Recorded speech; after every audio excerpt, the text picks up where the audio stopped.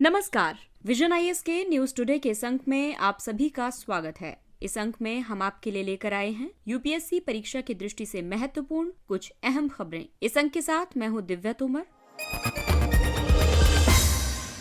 आइए सबसे पहले बात करते हैं इस अंक की खास खबरों के बारे में। प्रवासी पक्षियों और मध्य एशियाई उड़ान मार्ग में उनके पर्यावासों के संरक्षण के प्रयासों को मजबूत करने के लिए इनके रेंज देशों की बैठक आयोजित की गई। ईटीएसी ने the green shift the low carbon transition of India's oil and gas sector पर रिपोर्ट प्रस्तुत की। अब तक बिक चुके कुल चुनावी बॉन्ड्स में देश के 5 बड़े महानगरों की 90% हिस्सेदारी रही। भारत मौसम विज्ञान विभाग के मुताबिक चक्रवात मोका इस सप्ताह पश्चिम बंगाल और ओडिशा के तट से टकराएगा। गोवा राज्य वन विभाग ने मार्च में हुई वनाग्नि की घटनाओं पर रिपोर्ट प्रस्तुत की और भारत का कृषि निर्यात अब तक के सबसे ऊंचे स्तर पर पहुंच गया है। और आइए अब खबरों पर विस्तार से चर्चा करते हैं।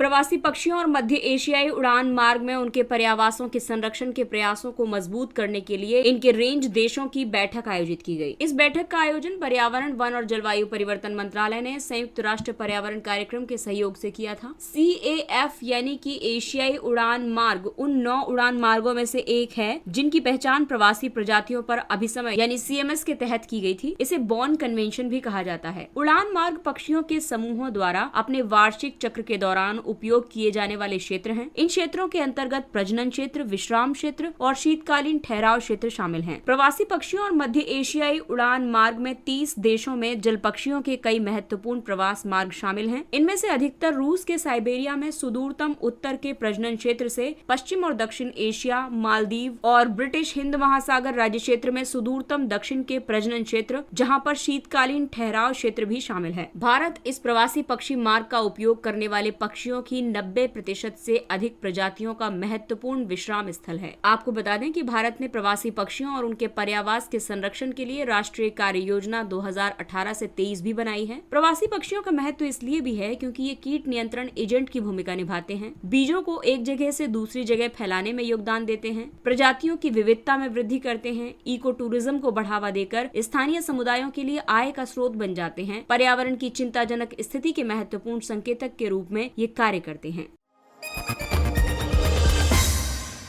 ETAC ने the green shift the low carbon transition of India's oil and gas sector पर एक रिपोर्ट प्रस्तुत की है। ETAC यानी कि ऊर्जा संक्रमण सलाहकार समिति, पेट्रोलियम और प्राकृतिक गैस मंत्रालय के अधीन ETAC का गठन किया गया था। इस समिति का उद्देश्य देश में सार्वजनिक क्षेत्र के तेल और गैस उपक्रमों के लिए ऊर्जा संक्रमण का मार्ग तैयार करना है। इस रिपोर्ट के निष्कर्षों में ये कहा गया है कि ऊर्जा संक्रमण की आवश्यकता क्यों है। वैश्विक स्तर पर भारत तीसरा सबसे बड़ा CO2 उत्सर्जक देश है। साथ ही इस उत्सर्जन के प्रति वर्ष 5 गुना बढ़कर लगभग 13.6 गीगा टन होने का अनुमान है। वहीं स्वच्छ ऊर्जा की ओर संक्रमण से उत्सर्जन में कमी आएगी। ऊर्जा के उत्पादन और आपूर्ति पर कुछ देशों का एकाधिकार है तथा भारत अपनी अधिकतर ऊर्जा आवश्यकताओं को पूरा करने के लिए आयात पर निर्भर है। वर्ष 2019 में विश्व में जलवायु परिवर्तन से सबसे अधिक प्रभावित देशों में भारत 7वें स्थान पर था। ऊर्जा संक्रमण के लिए कई सिफारिशें की गई हैं, जैसे कि वर्ष 2035 तक ऊर्जा खपत में ग्रिड से वितरित विद्युत का हिस्सा मौजूदा 18% से बढ़ाकर 40% तक किया जाना चाहिए। जैव ईंधन की निरंतर आपूर्ति सुनिश्चित करने के लिए नए फीड स्टॉक्स पर अनुसंधान को बढ़ावा दिया जाना चाहिए। वर्ष 2027 तक 10 लाख से अधिक आबादी वाले सभी शहरों में डीजल से चलने वाले चौपहिया वाहनों पर प्रतिबंध लगाना चाहिए। LPG में सम्मिश्रित किए जाने वाले विकल्पों पर शोध किए जाने की जरूरत है। इसके अलावा आगामी 15 वर्षों में राष्ट्रीय स्तर पर माल ढुलाई में रेलवे की हिस्सेदारी वर्तमान 23% से बढ़ाकर 50% की जानी चाहिए। इसके अलावा वर्ष 2024 से शहरों में माल को एक स्थान से दूसरे स्थान पर पहुंचाने वाले केवल इलेक्ट्रिक वाहनों का ही पंजीकरण करना चाहिए।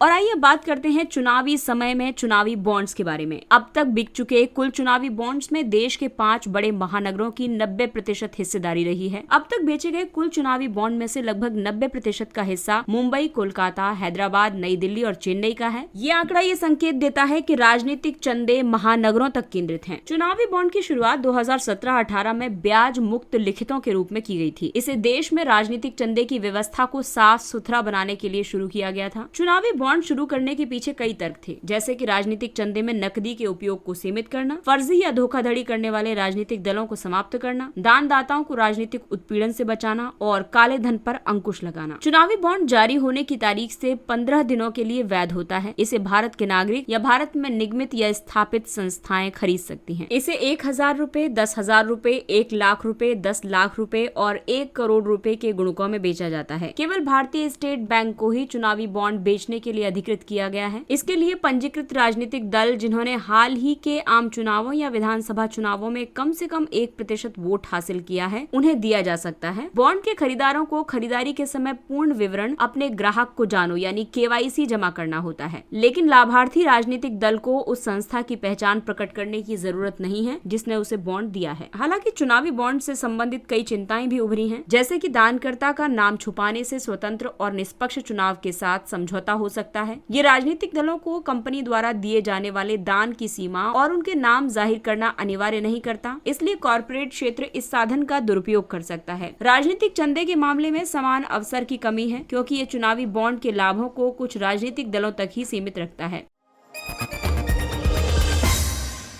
भारत मौसम विज्ञान विभाग के अनुसार चक्रवात मोका इस सप्ताह पश्चिम बंगाल और ओडिशा के तट से टकराएगा। चक्रवात मोका एक उष्णकटिबंधीय चक्रवात है। ये बंगाल की खाड़ी के दक्षिण पूर्व में एक तूफान के कारण विकसित हुआ है। उष्णकटिबंधीय चक्रवात प्रचंड तूफान होते हैं। ये भूमध्य रेखा के पास समुद्र के गर्म जल के ऊपर उत्पन्न होते हैं और इनके निर्माण के लिए कई अनुकूल परिस्थितियां हैं, जैसे कि 27 डिग्री सेल्सियस से अधिक तापमान वाली बड़ी समुद्री सतह, कोरियोलिस बल की उपस्थिति, ऊर्ध्वाधर पवन की गति में आंशिक बदलाव और पहले से कमजोर निम्न दबाव का क्षेत्र या फिर निम्न स्तर का चक्रवाती परिसंचरण। इसके अलावा समुद्र तल प्रणाली के ऊपर ऊपरी अपसरण यानी अपर डाइवर्जेंस। आपको बता दें कि चक्रवातों के नाम क्षेत्रीय विशिष्ट मौसम विज्ञान केंद्रों और उष्णकटिबंधीय चक्रवाती चेतावनी केंद्रों द्वारा रखे जाते हैं। विश्व में 6 क्षेत्रीय विशिष्ट मौसम विज्ञान केंद्र हैं। इनमें IMD और कई उष्णकटिबंधीय चक्रवाती चेतावनी केंद्र शामिल हैं। एक क्षेत्रीय विशिष्ट मौसम विज्ञान केंद्र के रूप में IMD बंगाल की खाड़ी और अरब सागर सहित उत्तरी हिंद महासागर में विकसित होने वाले चक्रवातों का नामकरण करता है। ये नाम पहले से निर्धारित नामों की एक सूची से लिए जाते हैं। कोई भी नाम अधिकतम 8 अक्षरों का ही हो सकता है। इसमें अलग अलग वर्ण क्रम के अनुसार देशवार नामों की एक सूची प्रस्तावित की जाती है। ये नाम लैंगिक रूप से तटस्थ होते हैं। IMD को क्षेत्र के 12 अन्य देशों को सलाह जारी करने का भी अधिकार प्राप्त है। मोखा नाम का सुझाव यमन ने दिया था। इसका नाम लाल सागर के तट पर स्थित एक बंदरगाह शहर के नाम पर रखा गया है। इस शहर ने 500 साल पहले दुनिया में कॉफी के प्रचलन की शुरुआत की थी।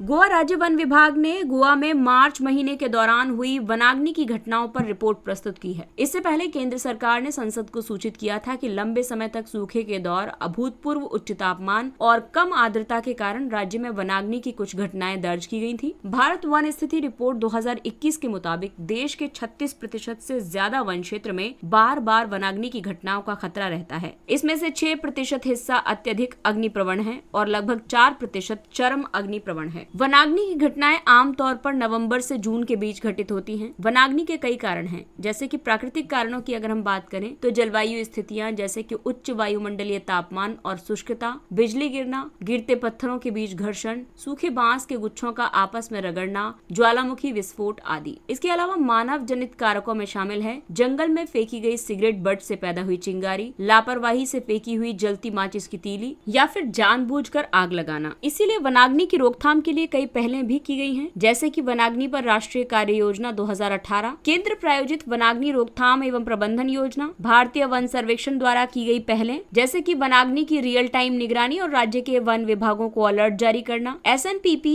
VIIRS सेंसर का उपयोग करते हुए व्यापक वनाग्नि की निगरानी। ये sensor Suomi national polar orbiting partnership नामक अंतरिक्ष यान पर स्थापित visible infrared imaging radiometer switch है। इसके अलावा forest fire danger rating system पर आधारित पूर्व चेतावनी अलर्ट और FSI यानी forest survey of India one अग्नि जियो पोर्टल। और आइए बात करते हैं निर्यात क्षेत्र की। भारत का कृषि निर्यात अब तक के सबसे उच्च स्तर पर पहुंच गया है। वाणिज्य विभाग के आंकड़ों के मुताबिक 2022-23 के दौरान भारत का कुल कृषि निर्यात 53.1 अरब डॉलर रहा है। ये पिछले साल के 50.2 अरब डॉलर के रिकॉर्ड स्तर को पार कर गया है। समुद्री उत्पाद, चावल और चीनी भारत के कृषि निर्यात में हालिया वृद्धि के प्रमुख संचालक हैं। हालांकि 2022-23 के दौरान भारत का आयात भी 35.69 अरब डॉलर के सर्वकालिक उच्च स्तर पर पहुंच गया है। कृषि व्यापार को संचालित करने वाले प्रमुख कारक हैं घरेलू उत्पादन, यानी कि उत्पादन कम होने से आयात ज्यादा होता है। घरेलू नीति, जिसके तहत मूल्य समर्थन, निर्यात या आयात का उदारीकरण शामिल है। इसके अलावा वैश्विक कारक, जिसके तहत वैश्विक खाद्य कीमतों में उतार चढ़ाव और कृषि उत्पादों की मांग शामिल है। कृषि निर्यात को बढ़ावा देने के लिए भी कई पहलें शुरू की गई हैं, जैसे कि निर्यात बास्केट और निर्यात गंतव्यों में विविधता लाने के लिए कृषि निर्यात नीति 2018 घोषित की गई। ये नीति उच्च मूल्य वर्धित कृषि निर्यात को भी बढ़ावा देगी। AEP के उद्देश्यों को प्राप्त करने के लिए निर्यात हब के रूप में जिले नाम से योजना आरंभ की गई है। इस योजना के तहत देश भर के 700 से ज्यादा जिलों में निर्यात क्षमता वाले उत्पादों की पहचान की जाएगी। इसके अलावा एपीडा ने भी एक पहल की है। इसके द्वारा कृषि और प्रसंस्कृत खाद्य उत्पाद निर्यात संवर्धन योजना लागू की जा रही है। ये विदेशों में भारतीय मिशनों के साथ सहयोग करता है और भौगोलिक संकेतक उत्पादों को बढ़ावा देता है। इसके अलावा इसने एकल उत्पादों के लिए निर्यात संवर्धन मंच भी स्थापित किए हैं। अलग अलग राज्यों में राज्य विशिष्ट कार्य योजनाएं तैयार की जा रही हैं। साथ ही राज्य स्तरीय निगरानी समितियों, कृषि निर्यात के लिए नोडल एजेंसियों और क्लस्टर स्तर की समितियों का गठन किया जा रहा है।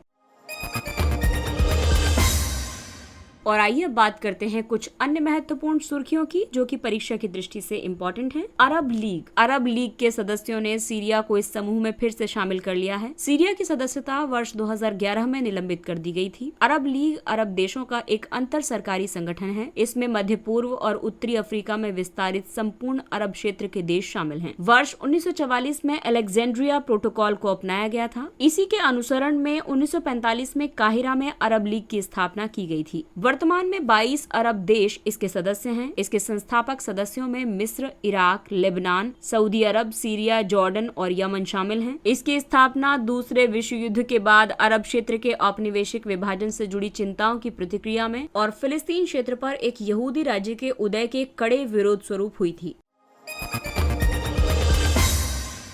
अगला टॉपिक है शटल डिप्लोमेसी। हाल ही में जापान और दक्षिण कोरिया अपने संबंधों को आगे बढ़ाने पर सहमत हुए हैं और इस कूटनीतिक प्रयास को शटल डिप्लोमेसी कहा जा रहा है। शटल डिप्लोमेसी का मतलब है उन देशों के बीच राजनयिकों का आवागमन जिनके नेता आपसी विवाद निपटान के लिए एक दूसरे से प्रत्यक्ष रूप से वार्ता करने से मना कर देते हैं। अब यहाँ अगर हम जापान और दक्षिण कोरिया की बात करें तो दोनों राष्ट्र एक जटिल इतिहास साझा करते हैं, जो जापान द्वारा कोरिया को उपनिवेश बनाए जाने के दौरान किए गए अत्याचारों से जुड़ा हुआ है। चीन और उत्तर कोरिया के रूप में उभरते भू राजनीतिक खतरों का सामना करने के लिए दोनों देश परस्पर और अमेरिका के साथ अधिक निकटता से सहयोग करने की कोशिश कर रहे हैं।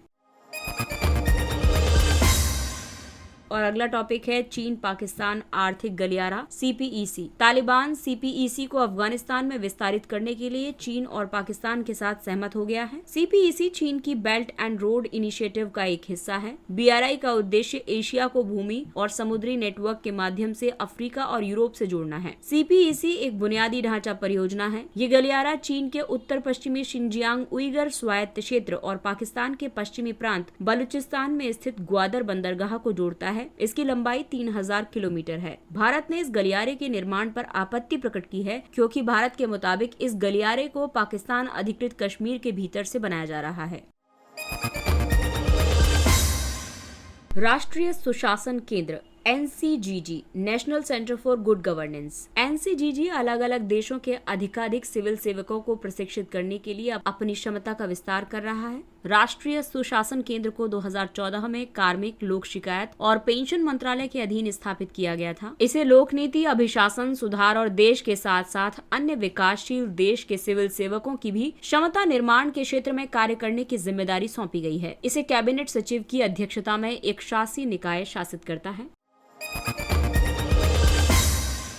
अगला टॉपिक है वैज्ञानिक तथा तकनीकी शब्दावली आयोग CSTT। ये उन 10 भाषाओं में तकनीकी और वैज्ञानिक शब्दावली विकसित करेगा जिनका लर्निंग में बहुत ही कम उपयोग किया जाता है। इन भाषाओं में बोडो, संथाली, डोगरी, कश्मीरी, कोंकणी, नेपाली, मणिपुरी, सिंधी, मैथिली और संस्कृत शामिल है। CSTT का गठन 1961 में किया गया था। इस आयोग को सभी भारतीय भाषाओं में तकनीकी शब्दावली विकसित करने के उद्देश्य से गठित किया गया था। यह शिक्षा मंत्रालय के अधीन कार्य करता है। आयोग का मुख्य कार्य मानक शब्दावली विकसित करना और इसके उपयोग का प्रचार करना तथा इसे व्यापक रूप से वितरित करना है। काली टाइगर रिजर्व। राष्ट्रीय बाघ संरक्षण प्राधिकरण ने KTR में एक गैर कानूनी रिसोर्ट पर स्टेटस रिपोर्ट मांगी है। काली टाइगर रिजर्व कर्नाटक के उत्तर कन्नड़ जिले के मध्य भाग में स्थित है। पहले इसे दांडेली अंशी टाइगर रिजर्व के नाम से जाना जाता था। काली टाइगर रिजर्व में दांडेली वन्यजीव अभयारण्य और अंशी राष्ट्रीय उद्यान शामिल है। इसके मध्य में काली नदी बहती है। काली टाइगर रिजर्व में बेंटागोर, कैलोफिलम वाइटियनम, मालाबार इमली और गार्सिनिया मोरेला पाया जाता है। वहीं अगर जीवों की बात करें तो यहाँ पर बाघ, ब्लैक पैंथर, हाथी, भारतीय बाइसन, स्लॉथ बियर, भारतीय जंगली सुअर, बोनेट मैकॉक और नॉर्दर्न प्लेन्स ग्रे लंगूर पाए जाते हैं। अंतरिक्ष विज्ञान और प्रौद्योगिकी जागरूकता प्रशिक्षण स्टार्ट। भारतीय अंतरिक्ष अनुसंधान संगठन ने स्टार्ट नामक एक नया प्रारंभिक स्तर का ऑनलाइन प्रशिक्षण कार्यक्रम शुरू किया है। स्टार्ट कार्यक्रम भौतिक विज्ञान और प्रौद्योगिकी के स्नातक के अंतिम वर्ष के छात्रों और स्नातकोत्तर छात्रों पर लक्षित है। यह अंतरिक्ष विज्ञान के अलग अलग क्षेत्रकों को कवर करेगा। इन क्षेत्रकों में खगोल विज्ञान और खगोल भौतिकी, हेलियोफिजिक्स और सूर्य पृथ्वी अंतरक्रिया, इंस्ट्रूमेंटेशन और एरोनॉमी शामिल है। ये प्रशिक्षण भारतीय शैक्षणिक समुदाय के वैज्ञानिकों और इसरो के केंद्रों के वैज्ञानिकों द्वारा किया जाएगा। अगला टॉपिक है ओजोन प्रदूषण। हाल ही में दिल्ली में ओजोन की एक प्रमुख वायु प्रदूषक के रूप में पहचान की गई है। ओजोन पृथ्वी के ऊपरी वायुमंडल और धरातल दोनों जगहों पर पाई जाती है। ओजोन प्रदूषण शोभमंडलीय या धरातलीय ओजोन को संदर्भित करता है। इसका निर्माण तब होता है जब नाइट्रोजन के ऑक्साइड और वाष्पशील कार्बनिक यौगिक सूर्य के प्रकाश की उपस्थिति में अभिक्रिया करते हैं। वाहनों और उद्योगों में जीवाश्म ईंधन के दहन से नाइट्रोजन के ऑक्साइड्स का उत्सर्जन होता है। ओजोन को वायु द्वारा लंबी दूरी तक भी स्थानांतरित किया जा सकता है। ओजोन के अत्यधिक संपर्क में आने से श्वास लेने में समस्या हो सकती है, अस्थमा बढ़ सकता है और फेफड़ों की कार्यक्षमता कम हो सकती है।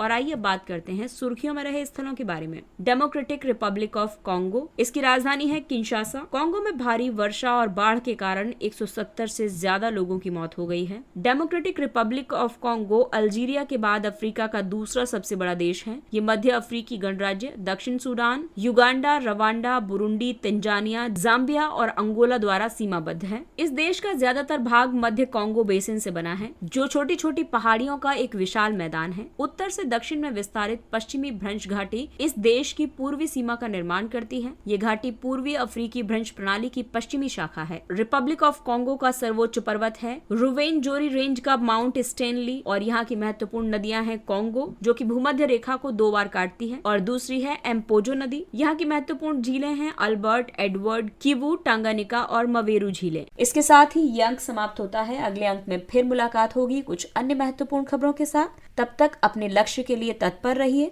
और अगर आपको हमारा कंटेंट अच्छा लगता है तो इसे लाइक, सब्सक्राइब और शेयर जरूर करें। और अब हमें यानी विजन IAS की पूरी टीम को दीजिए इजाजत। नमस्कार।